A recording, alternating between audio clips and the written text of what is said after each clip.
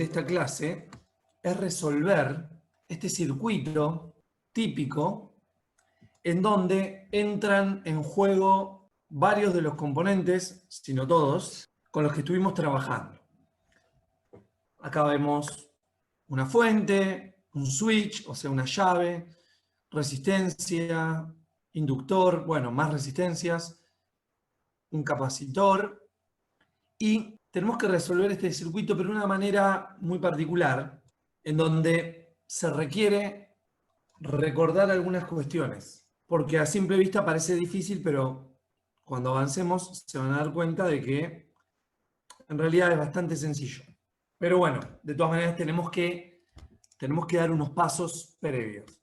Y el enunciado dice así: en el circuito que se ilustra en la figura, o sea, este circuito, el interruptor S, este interruptor, se cierra en el instante T0. O sea, mejor dicho, se cierra en el instante T igual a 0, sin carga inicial en el capacitor. Esas son las condiciones de entrada. Y acá tenemos dos puntos para resolver. El punto A dice: determine la lectura de cada amperímetro y voltímetro inmediatamente después de que se cierra S.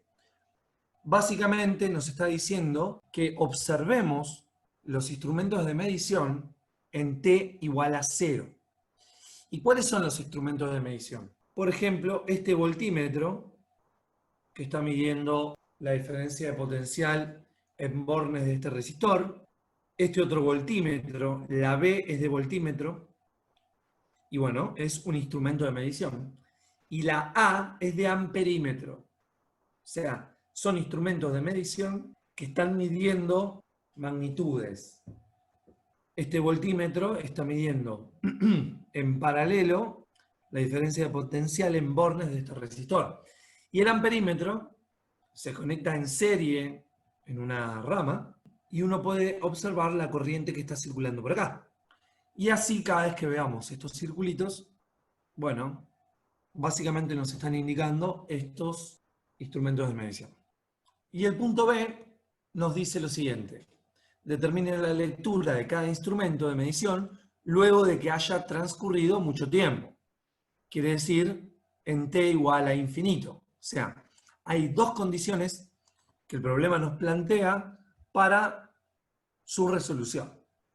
Comencemos a resolver. Pero es importante que tengan en claro esta tablita que tenemos acá. Sobre todo la primera parte. Imaginemos que cerramos el interruptor S y bueno, automáticamente suceden cosas. Lo que podemos ver acá es que el circuito en t igual a 0 efectivamente se puede simplificar, pero tenemos que recordar cómo se comportan sobre todo el inductor y el capacitor en t igual a 0. ¿Cómo se comporta, por ejemplo, el inductor en t igual a 0?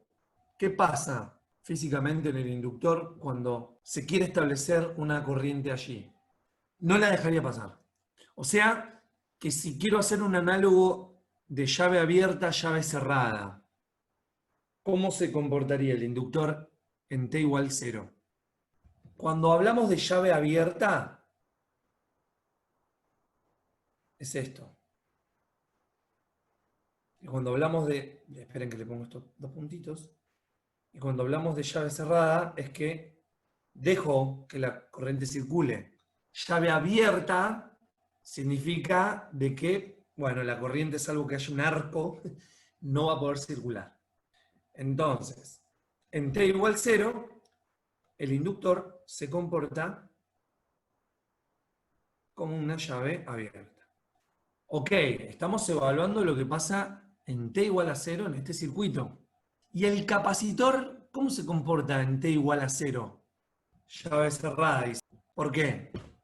Porque inicialmente el capacitor va a dejar pasar toda la corriente, va a ir disminuyendo hasta un momento en donde ya no pase más la corriente porque va a estar lleno. Pero en T0 se comporta como una llave cerrada. Ok, entonces nosotros podemos redibujar el circuito teniendo en cuenta estas consideraciones, debido a que a este inductor lo puedo reemplazar por una llave abierta, entre 0, y al capacitor por una llave cerrada o simplemente un cable. Vamos a redibujar ahora el circuito simplificado. Fuente,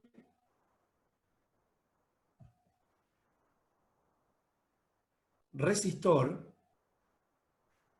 Esto ahora lo vamos a reemplazar por una llave abierta. Y esto por una llave cerrada. ¿Circula corriente por esta rama?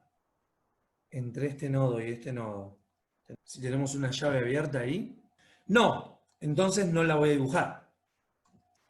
Solamente voy a dibujar el nodo para que sepan que esa rama no la vamos a dibujar.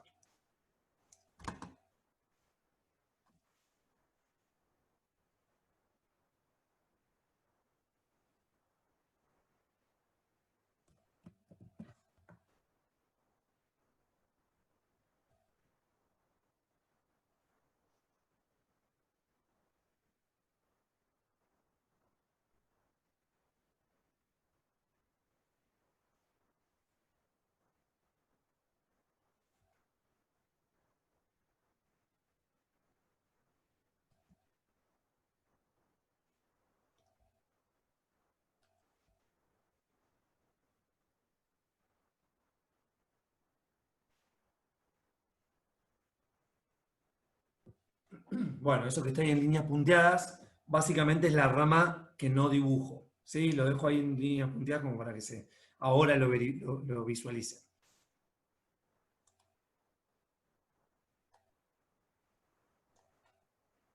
Acá tengo mi fuente de 40 volts.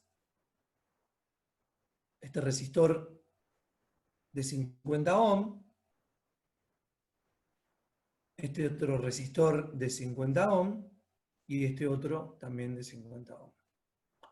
Bien, para resolver lo que me pide el problema, que es la lectura básicamente de todos los instrumentos de medición, tengo que conocer todo lo que tenga que ver con el circuito. Y hasta acá lo único que conozco son los valores de resistencia de los resistores y el valor de diferencia de potencial de la fuente. Pero no tengo el valor de las corrientes, por lo tanto tampoco conozco la diferencia de potencial en bornes de cada resistor. Entonces tengo que recurrir a algún método que me permita resolver este circuito. Para resolver este circuito vamos a aplicar Kirchhoff. Pero para aplicar Kirchhoff tenemos que definir algunas cuestiones. Entonces, lo primero que vamos a definir es la circulación de las corrientes a través de las ramas que tengo. Y yo acá lo que veo es que tengo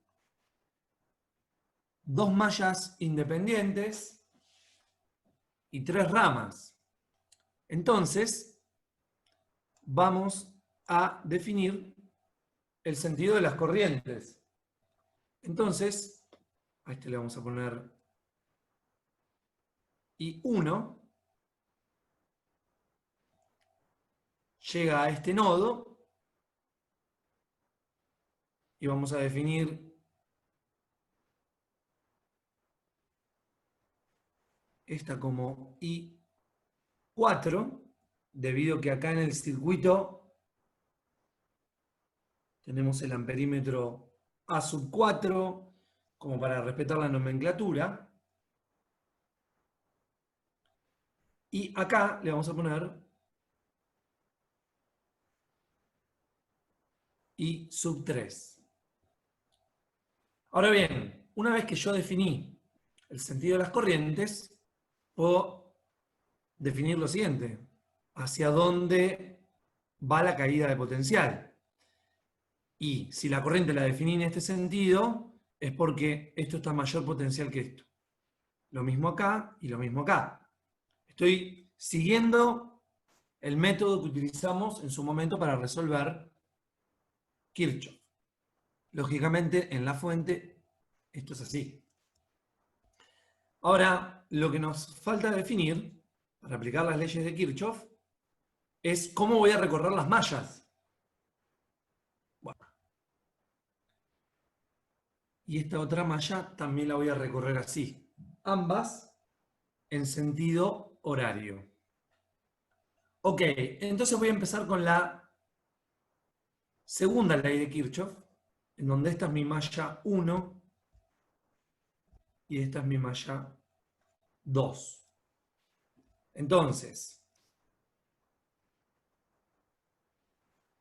la malla 1, recuerden que definíamos las elevaciones de potencial y las caídas de potencial. Si empiezo desde acá, por ejemplo, empiezo desde acá, lo primero que me encuentro es una elevación. Y si miro la malla, en ningún otro momento hay una elevación, sino que tengo dos caídas. Entonces, las caídas van del lado derecho, las elevaciones van de este lado y las caídas van de este otro lado. Podemos escribir lo siguiente. I1 por 50 ohms es la primera caída. Sigo recorriendo la malla, me encuentro con esta otra caída. Recuerden que esta cuenta surge de la ley de Ohm. La voy a anotar para acá para que nos quede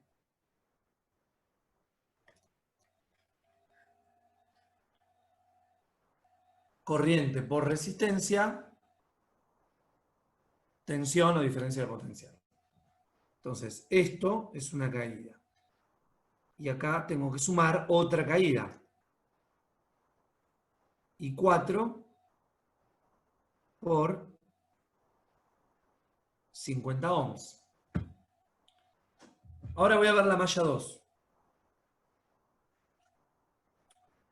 Y la voy a recorrer así. Y voy a empezar de acá. Esto, de dónde se empieza también es arbitrario. Yo decido empezar por acá. Y voy a ir en este sentido.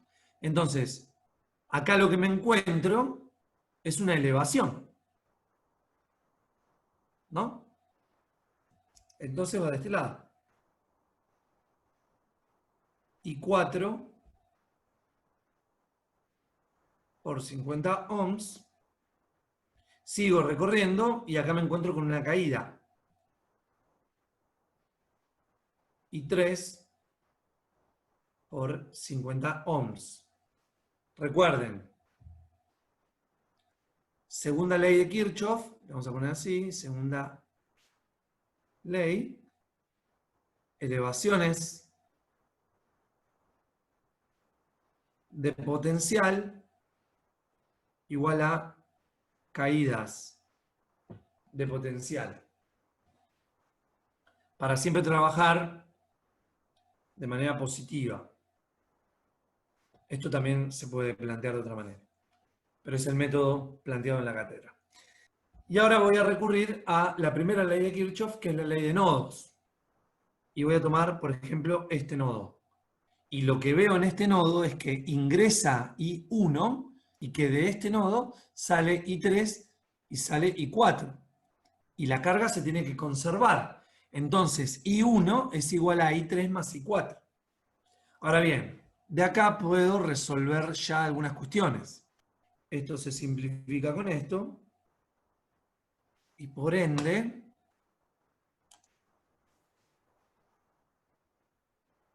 I4 es igual a I3. Si I4 es igual a I3,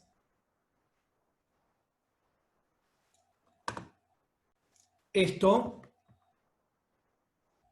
lo puedo resolver así. I1 igual a 2 I4. Porque si I3 es igual a I4, es lo mismo poner lo siguiente. 2 I4. Así que si I1 es igual a 2 I4, la primera expresión que responde a la malla 1 la puedo reescribir así. 40 volts igual a 2 y 4 por 50 ohms más y 4 por 50 ohms. Y 4 vale 0,27 amperes. ¿Sí? Las corrientes se miden en amperes. La lectura del amperímetro 4 es I sub 4, lógicamente, y esto es 0,27 amperes. ¿Cuánto vale I3 y obviamente I1? Bien. Entonces, ahora vamos a tratar de visualizar lo que indican el resto de instrumentos de medición, que son los voltímetros desde 1 hasta 4. Tenemos B1, B2, B2A, B4 y B3. ¿Cómo lo calculamos? ¿Cómo calculamos B1, por ejemplo? Tenemos que recurrir a la ley de Ohm. Así que B1 va a ser igual a 0,54 amperes por 50 ohms. B1 igual a 27 volts. B2, estoy midiendo la diferencia de potencial entre este punto y este punto. Si yo midiera acá, diferencia de potencial, básicamente estoy midiendo 40 volts. Pero ahora estoy agarrando ese tester o multímetro y lo estoy poniendo entre este punto y este punto. O sea, es como que agarré este punto, lo llevé hasta acá, podría haberlo dejado ahí. Lo que pasa es que en vez de estar midiendo acá, ahora estoy midiendo después de esta resistencia. Y esto significa una caída de potencial. Entonces, B2 no es 40, sino que es 40 volts menos lo que cayó acá. Lo hicimos recién. 27 volts. Entonces, B2 es 40 volts menos 27 volts. B2A, si por acá no circula corriente, 0 volts. B2A es igual a B3, tendrán que multiplicar, I3 por 50 ohms. B4 es igual a 0 volts.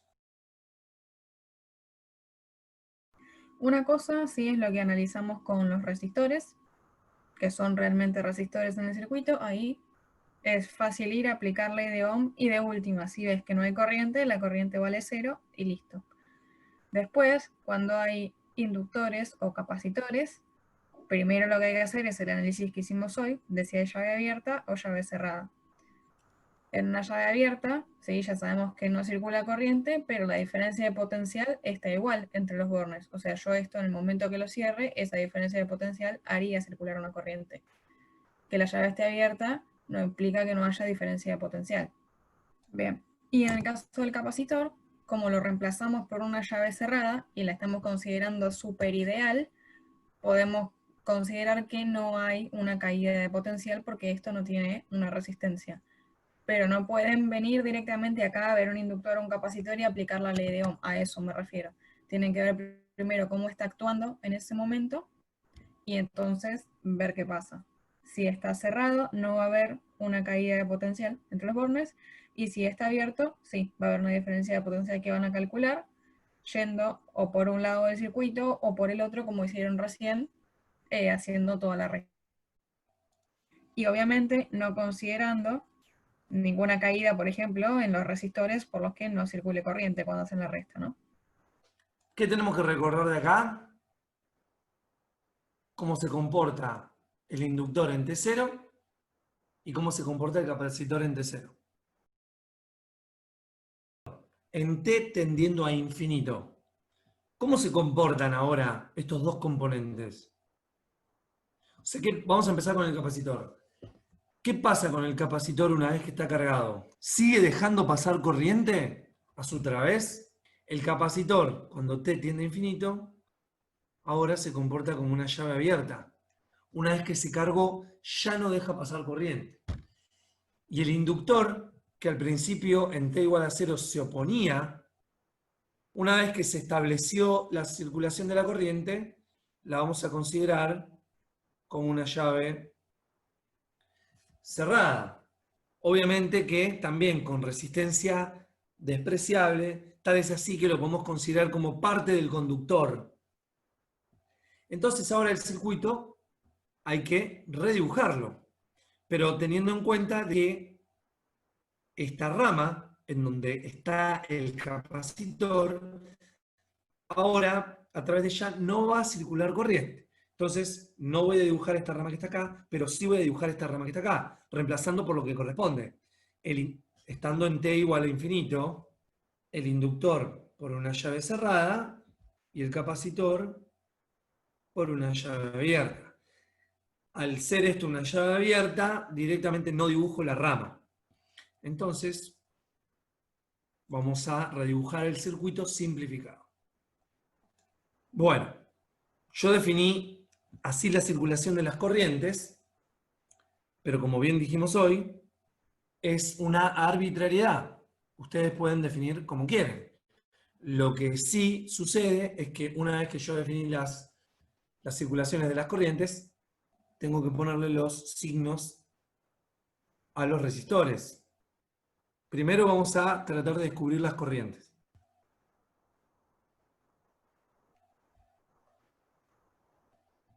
Primero planteábamos las mallas, el sentido de recorrido y armábamos las ecuaciones. Malla 1, 40 volts, porque es una elevación. Si parto desde acá, me encuentro con I1 como caída por, obviamente, el valor de la resistencia de ese resistor. I1 por 50 ohms. Y me encuentro con otra caída, I2, ahora por 100 ohms. Y la otra malla, si parto desde acá, desde donde quieran, ¿no? Yo me voy a partir desde acá. Me encuentro con una elevación, 100 ohms por I2, igual a I3 por 50 ohms. Ley de nodos, voy a tomar este nodo que está acá, I1 es igual a I2 más I3. Resuelven esto y obtenemos el valor de las corrientes. I1 igual a 0,48 amperes. I2 igual a 0,16 amperes. I3 igual a 0,32 amperes. Si no hay signo negativo, quiere decir que lo que intuimos con respecto a la circulación de las corrientes era correcto.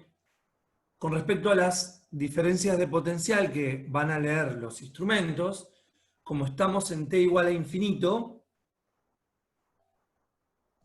nosotros ya sabíamos que el capacitor se comportaba como una llave abierta, esto como una llave cerrada. Bueno, B1 ya sabemos que surge multiplicar la corriente por la resistencia. B2, estamos midiendo sobre un mismo cable, entre comillas, entonces va a dar 0. B1 va a ser igual a I1 por los 50 ohms. B2 va a ser igual a 0 volts. B4, tengo que restar las caídas de potencial. Si yo midiera desde este punto hasta acá, es igual que hoy. 40 menos esta caída de potencial. Es igual que el caso anterior. ¿Sí? Cuando medimos B4, estamos midiendo el potencial de este punto con respecto a este punto, y este punto es, digamos, el potencial que ofrece la fuente menos la caída con respecto a este resistor, ¿sí? Y de este lado, medir acá o medir acá es lo mismo porque no está circulando corriente. A ver el chat. Y si estuviera en serie con respecto a B1, si hubiera otra resistencia acá, por ejemplo, no, solo si está acá, antes del nodo, solo si está acá. Solo si está acá, se restaría. ¿Sí? ¿Por qué? Porque por esta rama no está circulando corriente. O sea, en cualquier punto que, imagínate que tenés otra más acá, también se restaría. ¿Sí? Pero una vez que estoy en esta rama en donde no circula corriente, si yo me paro acá, acá, acá, o en cualquier punto de este pedacito de rama, haya lo que haya, es lo mismo. ¿Sí? Solamente se van a restar las caídas por donde circula la corriente. Bien, así que siempre que les van a pedir una caída de potencial o lo que está leyendo el instrumento en un resistor, digamos, tiene que haber una circulación de corriente para que ahí puedan medir, ¿sí? Algo, un valor, si no, no. Así que bueno, eso sería un poco la idea. Pasando en limpio, acá lo que nos interesa es que no se olviden de cómo se comportan los componentes en t igual a 0 o en t tendiendo a infinito. ¿Sí? Eso es lo que tenemos que tener en claro. ¿Por qué? Porque de esa manera vamos a poder simplificar el circuito. Recordar básicamente cómo se comportan estos dispositivos. Recordar la ley de Ohm y recordar las leyes de Kirchhoff para poder plantear el sistema de ecuaciones y así poder resolverlo. Bien, acá lo que falta, supongamos que no tenemos fuente y inicialmente está cargado, por ejemplo, el capacitor. Vamos a suponer que está cargado, ¿no? Y no, acá no hay fuente. Entonces dice sin batería y además dice descarga. Si cierro esta llave, acá no hay batería. Imagínense que esto es un conductor. Cierro esta llave, ¿qué va a intentar hacer el capacitor? Si hay un resistor en algún lado del circuito, se va a intentar descargar en ese resistor, disipando energía por efecto Joule. Entonces, en T0, justamente el capacitor y el inductor, suponiendo que están inicialmente cargados, se van a comportar como fuentes, suponiendo que tienen un resistor para poder descargarse ahí, ¿no? O sea que en T0 esto se va a comportar como fuente. Ahora bien, en T tendiendo a infinito, sin batería, suponiendo que no hay batería para esta situación. Y ambos se van a comportar como una llave abierta.